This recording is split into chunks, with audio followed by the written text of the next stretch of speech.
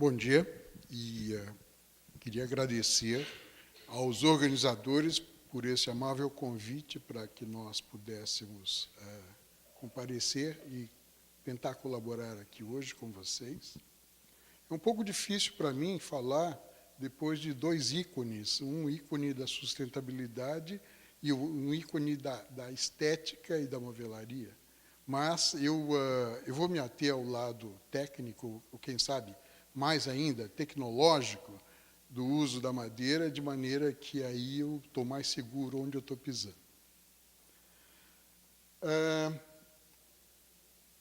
Eu chamei essa apresentação de promoção e uso sustentável de madeiras na construção e na movelaria. Por quê? Porque esses, na verdade, são os dois setores que mais se utilizam de madeira como matéria-prima no Brasil. E a madeira é uma matéria-prima muito conhecida desde o começo da história. Foi um dos primeiros materiais usados pelo homem, numa ampla gama de usos. E aí os senhores têm os três setores principais: a construção civil, a movelaria ou a fabricação de móveis e as embalagens.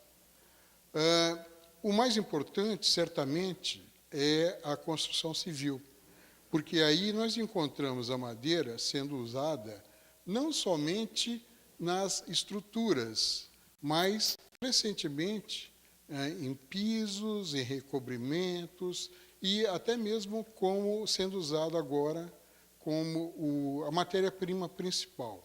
Isso, naturalmente, eu não digo na grande maioria das casas, onde, nesse caso, sim, a madeira é um coadjuvante, mas, crescentemente, numa segunda habitação, uma habitação de lazer, ou mesmo crescentemente dentro das próprias residências primárias, a madeira tem o seu uso crescente, de uma maneira crescente.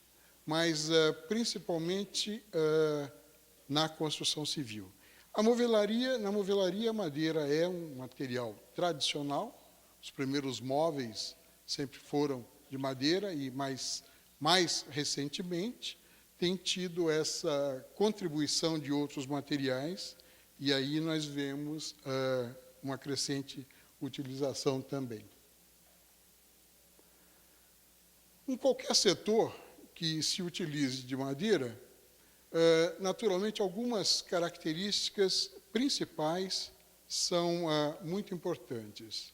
Primeiro, é que a matéria-prima tem que ter essas características básicas permanentes, quase que constantes, para que os processos de produção possam ser simplificados, uniformizados e, assim, aplicados, obtendo-se o melhor resultado. A segunda característica é o suprimento amplo, ou seja, não pode ser uma coisa escassa, uma matéria-prima escassa que, no mínimo, o efeito seria de transformá-la numa matéria-prima extremamente cara. E, naturalmente, usando esse mesmo gancho, a matéria-prima tem que ter um custo competitivo. Hoje em dia, em função da concentração da demanda em determinadas espécies ou tipos de madeira, isso naturalmente faz com que esse custo, às vezes, deixe de ser competitivo e passe a ser um elemento de seleção final da matéria-prima. Mas, enfim, todos esses fatores eles podem ser encontrados tanto nas madeiras de florestas nativas, assim, ou também chamadas madeiras tropicais, assim como nas florestas plantadas. Naturalmente, a gente busca algumas complementaridades que são necessárias ao melhor uso desse material. No caso das madeiras tropicais, como já foi falado, a origem, no mínimo, a origem legal, ou seja, que a madeira seja produzida e obtida dentro da legalidade, ou seja, dentro dos padrões indicados e obedientes à legislação nacional. E também que sejam preferencialmente obtidas através de um manejo sustentável, que algumas indicações nós já tivemos pelos palestrantes que me antecederam, mas que basicamente obedecem à regra de sustentabilidade, ou seja, de um uso consciente e um uso em forma de conservação, de maneira que a gente sempre vai poder utilizar dessa matéria-prima. A outra fonte de madeiras são as florestas homogêneas, ou as florestas plantadas, como normalmente as chamamos, que são geralmente de espécies de rápido crescimento. Essas florestas têm a grande qualidade de poderem fornecer matéria-prima em períodos razoavelmente curtos. Claro que sempre destinados a um ou outro determinado setor de utilização, geralmente um setor industrial, mas que também nós podemos ver, como veremos adiante, uma ampla utilização. Mas o que tem acontecido? Ao longo o Brasil é um país que, desde o seu início, caracterizou-se como um local de ampla utilização de madeiras provenientes de florestas. Claro que, ao longo da história, e um uso raramente disciplinado, provocou uma redução das florestas nas regiões sul e sudeste do Brasil. Claro que isso ocasionou uma mudança das áreas, uma busca de novas áreas de suprimento para os vários segmentos que se utilizavam da madeira. Com isso, toda aquela ciência e aquela tradição do uso da madeira na construção, na movelaria, que se iniciou na região sul e na região sudeste do Brasil, teve que, aos poucos, buscar novas fontes de origem para essa matéria-prima. Hoje, até mesmo, não há muitos anos atrás, toda essa demanda de madeira na construção e mesmo na movelaria, ela se concentrava em 10 ou 12 espécies tradicionais. Espécies que, desde há longo tempo, vinham sendo utilizadas pelos vários setores, e, em especial, no uso como estruturas de telhados, e esquadrias, e pisos, isso na construção civil. Claro que isso resultou uma escassez dos volumes utilizados pelos vários setores, principalmente em função do crescimento da demanda. Às vezes também em função da sazonalidade de estoques, uma vez que as madeiras, a facilidade de obter essas madeiras se modificava ao longo do tempo com as diferentes estações. No caso de chuvas, por exemplo, na região norte do Brasil, dificultava a obtenção e o transporte dessas madeiras para a região sul. Isso, naturalmente, resultou nessa busca de novas fontes de suprimento, e aí um processo de substituição dessas madeiras tradicionais, como duas que eu reputo as principais, que foram a base inicial da construção, do uso da madeira da construção civil no Brasil, que são o pinho do Paraná e a peroba rosa. Então, essas duas madeiras são ícones do principal setor de utilização, no caso construção, e tiveram que muito logo ser substituídas por outras madeiras, dada a sua escassez. Esse mapa indica, em anos recentes, as principais zonas de produção da madeira tropical no Brasil. Esse mapa ele representa aquela região que nós chamamos de Amazônia Legal, ou seja, abrange os estados principais de Amazonas, Pará, parte do Maranhão, parte do Tocantins, do Mato Grosso, Acre e Rondônia.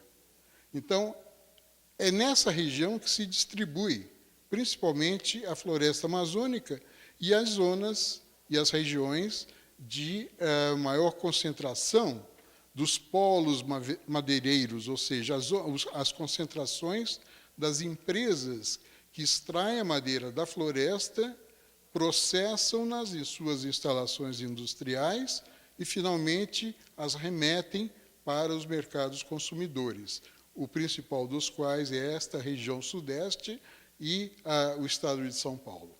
Então, uma característica interessante que se vê nas várias regiões é o acompanhamento da área de produção madeireira em função dos caminhos de acesso à região, o acesso à floresta, ou ainda a proximidade de áreas de concentração populacional, que é a região amazônica, uma região que é populada não tão densamente quanto outras regiões, e, portanto, a produção de madeira acompanha essas concentrações de ocupação também. Ou então as vias de acesso que aos poucos estão sendo implantadas na região. Então, esse é um panorama das principais zonas de produção de madeira no Brasil hoje, 2009 e 2010. Aqui nós temos uma distribuição, os números naturalmente não significam muito, mas é apenas para se ter uma ideia da dimensão disso.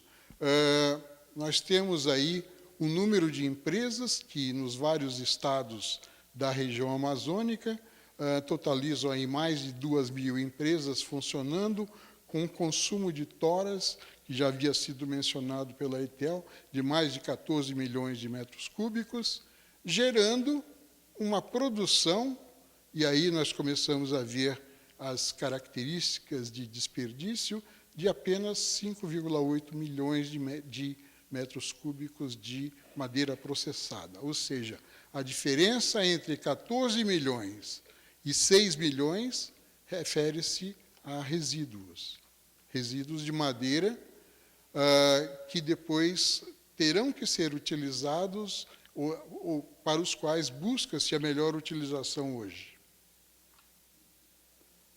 Aqui, esse gráfico mostra aproximadamente isso que eu acabei de dizer, sendo que de um total de 14,2 milhões de metros cúbicos de toras, o produto processado, na verdade, representa apenas 5,8%, o que dá 41% do total.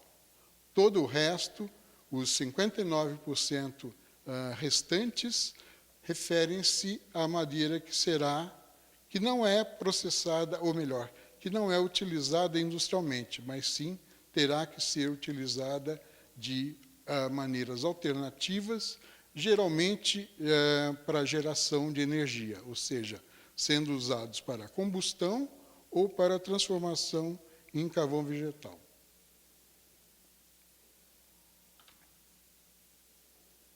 Isso deflagra um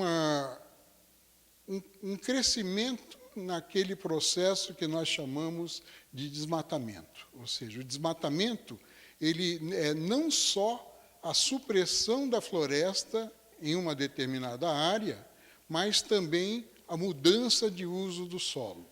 Ou seja, aquilo que era uma floresta gerando madeira, mas também produzindo serviços ambientais, deixa de ser uma usina produtora de bens e passa a ter um outro uso. Esse uso poderá ser, por exemplo, pastos para criação de rebanhos, ou poderá ser uma área de agricultura, ou poderá ainda ser simplesmente uma área devastada. Então, todos esses pontos vermelhos que, mais ou menos, tentam abraçar a Amazônia, são áreas de desmatamento ou áreas de floresta degradada. Por curiosidade, as zonas amarelas são terras indígenas e as zonas verdes são unidades de conservação. Tem uma parte esbranquiçada que isso ainda é floresta existente, mas não necessariamente utilizada ou para conservação ou como terras indígenas. Então, esse é o panorama da Amazônia em termos do seu desmatamento até 2010. Essa capacidade de produção madeireira da Amazônia e a dinâmica desse processo tem se modificado bastante ao longo do tempo. Ali nós temos um decréscimo da produção madeireira na Amazônia a partir de 1998, onde se produziam 28,3 milhões de metros cúbicos de tora, decrescendo até o ano de 2009 para 14,2 milhões de metros cúbicos de toras. E por quê? Por que se deu esse decréscimo da produção? Pelas várias razões. Uma que é a implementação das medidas de proteção e conservação, ou seja, do reforço da lei, isso resultando em maior rigor no monitoramento e na fiscalização ambiental, ou também processos complementares, como, por exemplo, a substituição da madeira tropical por madeira de reflorestamento ou ainda por produtos concorrentes. Certamente, uma pequena parte, não muito grande, certamente será em função da crise econômica mundial que afetou sobremaneira as exportações brasileiras. O destino da produção, a gente vê que a grande totalidade é utilizada no mercado nacional, ou seja, não há no Brasil exportações de toras. Se há exportação de algum tipo de material, é de madeira beneficiada ou de produtos de madeira. E, naturalmente, por isso desponta o mercado nacional como o mais importante em termos do destino da produção. E aí São Paulo aparece como o estado que representa o maior mercado para essa madeira amazônica fora da região. Claro que a Amazônia Legal em si também representa uma grande fatia de mercado. E aí, naturalmente, os senhores têm as outras regiões do Brasil, como é que se comportam em relação à utilização do mercado da madeira amazônica. Ou seja, a produção ela é principalmente utilizada no próprio mercado doméstico, e São Paulo desponta como sendo o mercado mais importante. Essa é a produção, é a fotografia mais recente que se tem, pelo menos que eu encontrei, em junho de 2011, da situação da Amazônia. De novo, as áreas verdes representam unidades de conservação, sejam federais, sejam estaduais. As áreas mais claras, são terras indígenas, e o restante ainda é floresta em crescimento. Nesse caso, o desmatamento está representado apenas por essas pequenas manchas vermelhas, mas a observação é que isso refere-se apenas ao mês de junho do ano de 2011. Aí, então, entra o esforço da promoção de uso de madeiras nas suas diferentes alternativas. No caso, temos madeiras de florestas plantadas, tentando substituir uma lacuna deixada pelo decréscimo do uso da madeira tropical. E aí, naturalmente, os usos são os usos mais tradicionais, sendo usados como tábuas, pontaletes, vigotas, caibros e ripas. Para quem não está familiarizado, esses são produtos de madeira serrada bruta que são utilizados na construção civil, referem-se a diferentes formas da madeira, e também ainda aos seus usos temporários ou permanentes, ou seja, dado aí uma escala de tempo. Mais recentemente, a madeira tem tido um uso crescente em estruturas leves, métodos construtivos mais modernos têm se utilizado muito mais racionalmente da madeira, usando vigas laminadas, painéis pré-fabricados, geralmente produtos de rápida instalação. E até mesmo as madeiras de florestas plantadas, porém de maior densidade, madeiras para as quais os usos finais seriam talvez mais problemáticos, têm encontrado usos muito interessantes na produção de pisos, seja na forma de tábuas, de parquetes, de ripas, tacos e assim por diante. Naturalmente, outros nichos podem ser indicados, isso aí sempre utilizando-se de maior grau de tecnologia aplicado, e aí podem ser citados pórticos, vigas laminadas, painéis estruturais, mas todos eles requerendo da sua matéria-prima trabalhabilidade, ou seja, facilidade de ser trabalhadas por máquinas manuais ou mecânicas, e ainda facilidades de receberem conectores metálicos, porque são os produtos que se usa, ou diferentemente de cola, na forma da junção de peças menores, buscando aí a produção de elementos de maior dimensão. Essa madeira de florestas plantadas, ela hoje em dia provém de vários estados brasileiros. Os estados em verde representam aí aqueles que têm plantios dos dois principais gêneros plantados, que são o eucalipto e os pinos. Então, hoje em dia, nós temos essas espécies produzidas em florestas plantadas, oriundas de praticamente todos os estados da federação. Nota-se que abrange longitudinalmente toda a dimensão do Brasil. Isso por quê?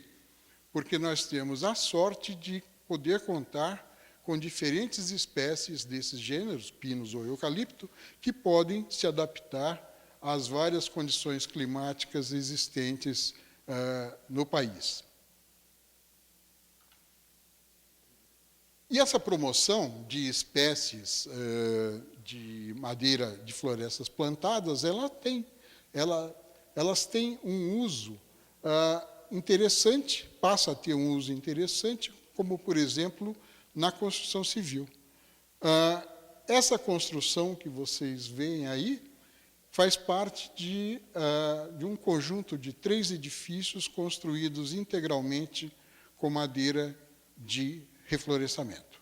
Nesse caso, são madeiras de eucalipto, sendo em vários formatos e em vários usos, em todos os principais componentes da estrutura. Esse prédio ele localiza-se aqui mesmo na cidade universitária, é hoje a sede do Instituto de Energia e Eletricidade, aqui próximo da faculdade, da Escola de Arquitetura e Urbanismo, aqui mesmo perto. E é integralmente feito com madeira de eucaliptos grandes, produzida em reflorestamento.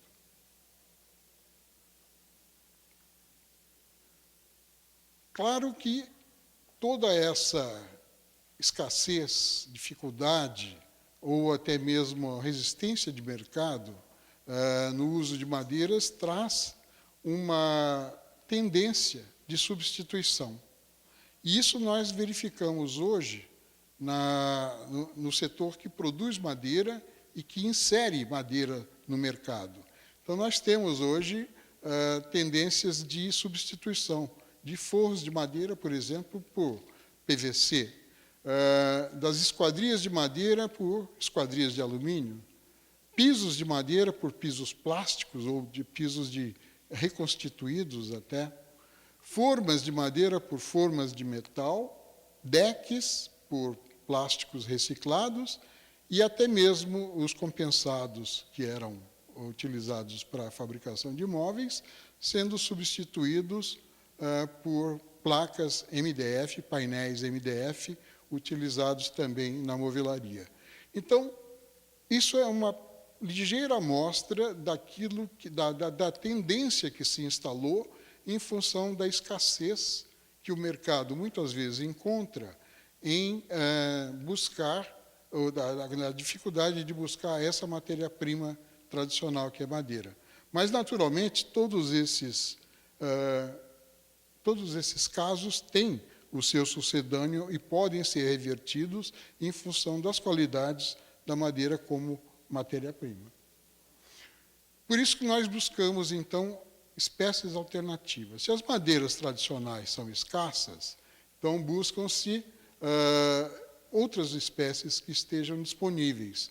Disponíveis onde? Nas mesmas áreas de produção.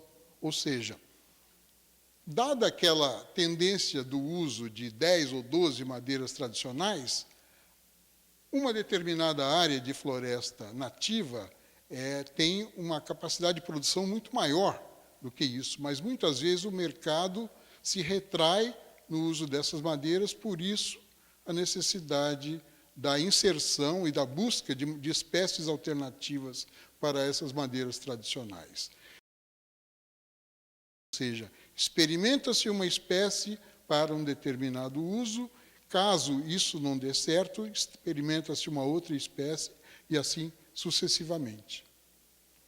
Isso muitas vezes baseia-se num mecanismo de comparação, porque a comparação é um mecanismo que diz que determinadas características presentes numa espécie tradicional são também encontradas em espécies alternativas. Daí, por semelhança, experimenta-se, então, numa tentativa e, às vezes, erro. Entretanto, o método mais adequado e que tem dado os melhores resultados é esse que nós estudamos as características tecnológicas da madeira, dessa espécie nova, uma espécie alternativa, muitas vezes uma espécie menos conhecida apenas, e comparamos com os requisitos de uso daquele determinado uso final. Conhecendo-se os dois conjuntos de informações, é possível, então, casar-se a madeira que tem aquelas características com os requisitos do uso final detectados. É uma necessidade de compatibilização dos requisitos do uso com as qualidades, com as propriedades da madeira. E isso é que dá a adequação do uso de uma determinada espécie. Adequação essa que muitas vezes vai se refletir no desempenho daquela madeira para aquele determinado uso. Cada uso tem os seus requisitos mínimos, portanto, existe essa necessidade de adequá-los às propriedades de cada madeira. Aqui eu dou um exemplo. Pisos, por exemplo. Os pisos requerem madeiras de alta dureza superficial, de baixa contração, de boa trabalhabilidade e colagem, de excelente acabamento superficial. Então, essas características devem estar presentes na madeira que seja selecionada para uso para esse fim.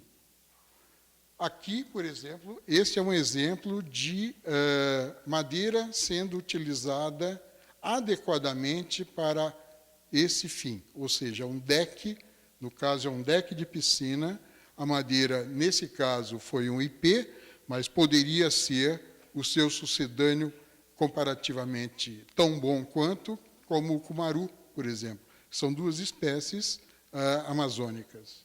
O IP tem uma distribuição mais ampla em território nacional.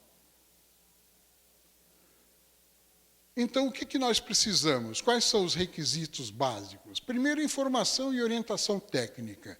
Isso é responsabilidade ou das instituições de pesquisa ou da universidade de buscar essas informações e deixá-las adequadamente acessíveis, ou seja, através de manuais, de catálogos, ou veiculadas através de cursos, seminários e assim por diante. Uma outra técnica que pode ser usada é essa que eu chamo de grupamento. A lógica do grupamento é a seguinte, que não há muito interesse na identidade da madeira desde que ela sirva para o uso que se requer. Se uma determinada espécie de madeira ou um grupo de madeiras, se tiver todas as características necessárias para um determinado fim, então talvez a necessidade da individualidade ela possa ser minimizada. Ou seja, poderemos então usar um grupo, para piso, por exemplo, um grupo que tenha dureza, resistência à abrasão, coloração e facilidade em trabalhabilidade que seja de acordo com esse uso. Então, assim, nós poderemos otimizar o uso de matérias-primas alternativas para os usos para as quais seriam as madeiras tradicionais selecionadas a priori. Ou seja, temos aí, então, elementos que facilitam a substituição dessas madeiras tradicionais.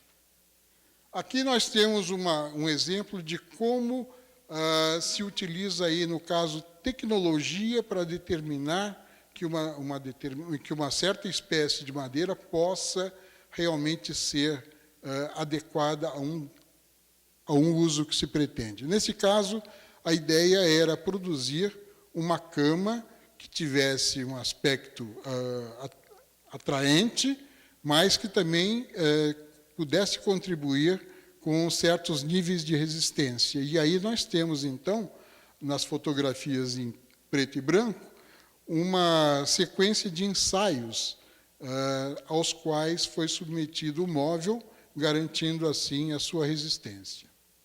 Por curiosidade, essa madeira também é eucalipto, apenas de uma espécie diferente. Quando se introduz, então, essas novas madeiras no mercado, nós temos que atentar para alguns aspectos. O valor agregado é um deles, porque o aumento da demanda vai resultar num exercício de comercialização de espécies alternativas. Essas espécies precisam ter seus níveis de preços estabelecidos para poderem ter garantido o acesso a elas pelo mercado. Então, nesse caso, utiliza-se a valorização baseada nas melhores propriedades ou aspectos da madeira. A agregação de design é uma ferramenta que nós descobrimos que facilita muito a introdução de uma madeira menos conhecida no mercado, no novo mercado de madeiras. Então, esse é um recurso estratégico. Ele valoriza e dá competitividade à madeira pela forma com que é apresentado o produto gerado por aquela matéria-prima. E, naturalmente, existem técnicas de comercialização que podem ser utilizadas no sentido de introduzir novas madeiras no mercado. Preços promocionais, por exemplo, para espécies menos conhecidas, é extremamente eficiente no sentido de fazer novos usuários experimentarem novas espécies de madeira.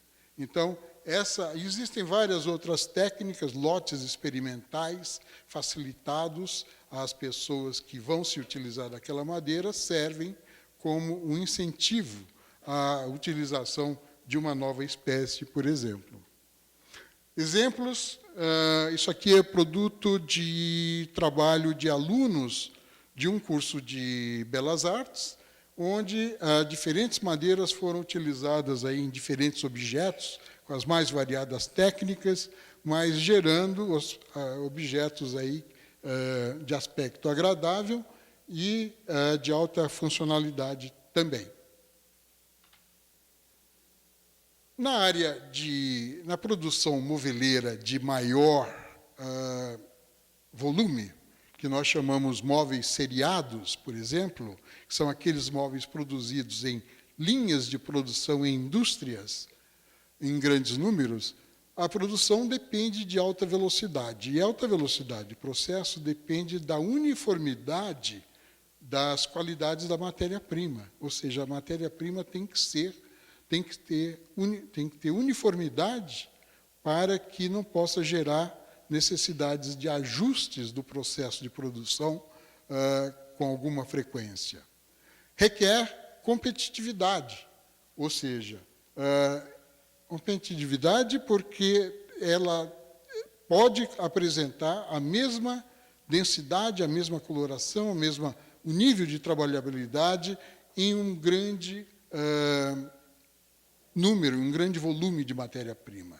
Então, essa variação de propriedades que a madeira tem como um produto natural, ela pode afetar esses processos industriais.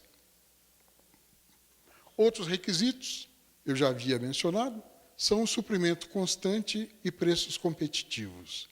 A madeira que tiver, seja de que origem tiver, que tiver todas essas características, como uniformidade das suas propriedades, tiver suprimento constante e preços competitivos, representa uma vitória. Esse é um campeão de mercado.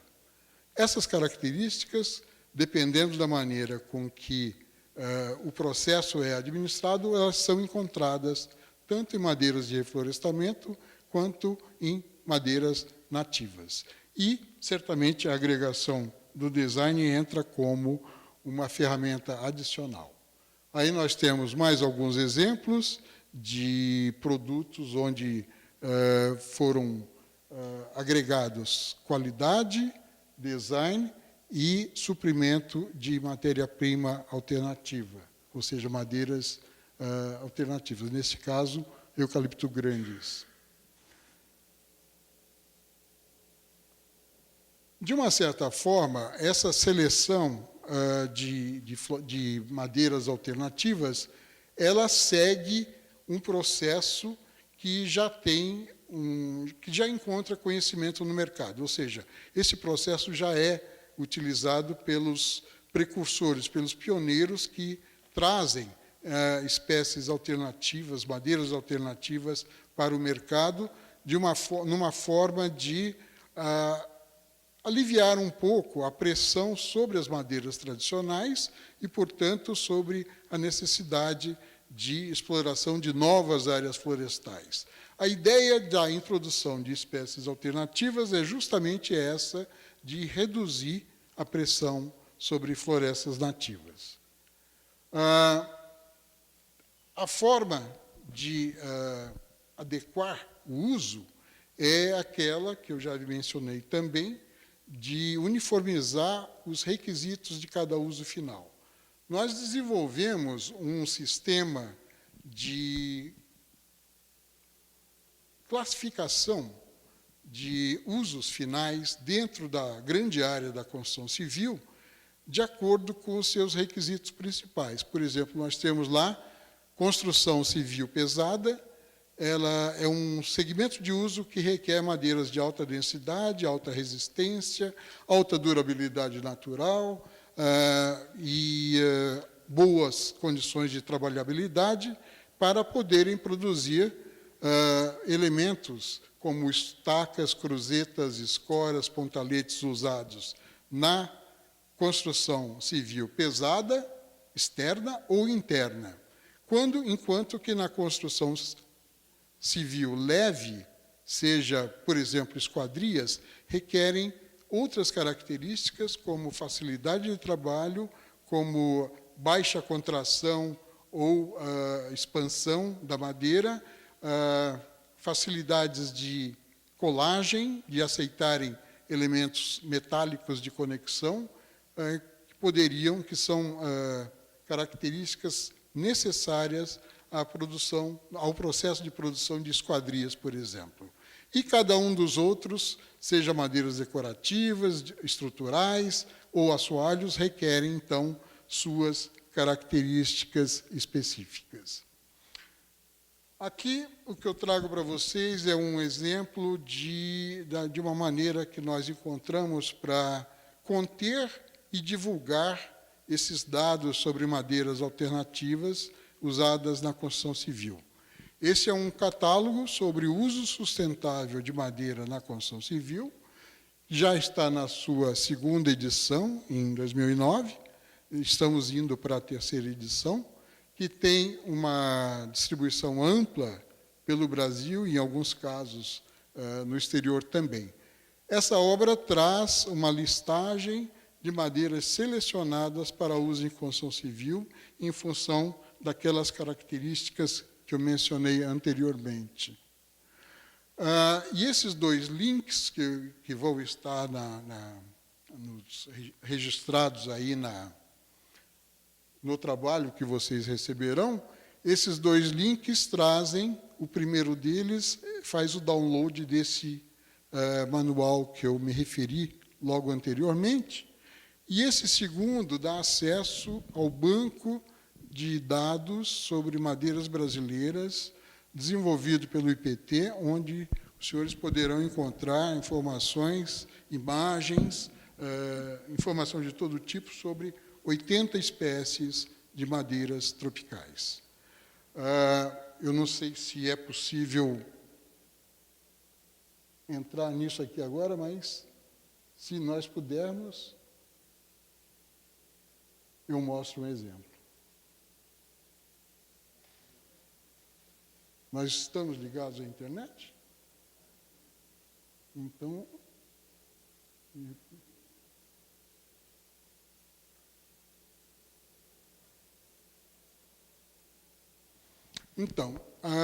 naquele link, os senhores entrarão nessa tela, e aqui temos uma consulta, que uma vez clicando, abre uma outra tela com um formulário, caso os senhores queiram fazer uma busca interativa. Então, entrando com os requisitos que os senhores tiverem nessas caixinhas,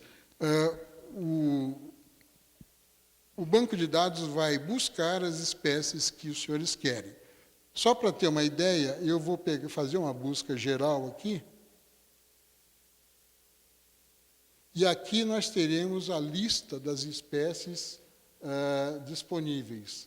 São 80 delas, com uma série de dados. Eu vou abrir aqui uma que o senhor... Aqui, o angelim vermelho, por exemplo, que é tipicamente uma espécie amazônica. E aí os senhores terão imagens às vezes até mesmo da face radial tangencial da madeira, e uma fotomicrografia, caso os senhores queiram se aventurar no ramo da identificação anatômica da madeira. Mas essa identificação anatômica, essa foto, essa composição aqui, ela funciona mais ou menos como uma impressão digital da madeira. Ou seja, esse arranjo de poros, parênquima, raios, ele é específico dessa espécie, e nenhuma outra espécie vai ter isso repetido. Então, um especialista que conheça esse arranjo pode, a qualquer momento e a partir de qualquer amostra, detectar se é essa espécie ou não. E aqui, naturalmente, as informações, rapidamente, só para não tomar muito tempo, os senhores terão informações sobre os diferentes nomes da madeira em diferentes regiões. E aqui, mais para frente, as suas características sensoriais, a descrição anatômica, dados sobre a durabilidade natural e a tratabilidade da madeira, e dados das propriedades físicas e mecânicas da madeira, caso queiram selecionar em função de maior ou menor contração, ou selecionar em função das resistências mecânicas dessas madeiras. Então, é isso aí. E aqui também temos uma seção onde os usos principais são indicados para essas madeiras. Então, é isso aí. É acessível, perfeitamente acessível dentro desses. E, com isso, eu encerro a minha participação. Muito obrigado.